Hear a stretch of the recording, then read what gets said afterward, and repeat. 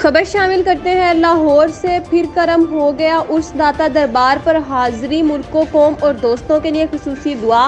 उर्स हजरत दाता गंज बख्श हजवेरी के मौके पर सूबाई जनरल सेक्रेटरी हसन अब्बास बुखारी, पीरजादा मोहम्मद जमान, काशिफ जमील, एजाज अहमद और कराची के मारूफ बिजनेसमैन मोहम्मद अली, मदीना शरीफ से आए हुए टेलर मास्टर मोहम्मद अली के हमरा हाजिरी मज़ार पर फूलों की चादर चढ़ाने के साथ साथ सैयद हसन अब्बास बुखारी और पीरजादा मोहम्मद जमान ने दुआ करते हुए कहा कि पाकिस्तान में जितने भी सहाफ़ती तंजीमें चल रही हैं, मिलजुल कर इलाकाई सहाफ़ियों के मसाइल पर काम करने की तौफीक दे। इस मौके पर जापान से मलक यूनस, सऊदी अरब से मलक मंजूर, ऐवान, प्रेस क्लब पाकपतन के ओहदेदारान व मेंबरान के साथ साथ उम्मत मुस्लिमा के लिए खुसूसी दुआ की गई।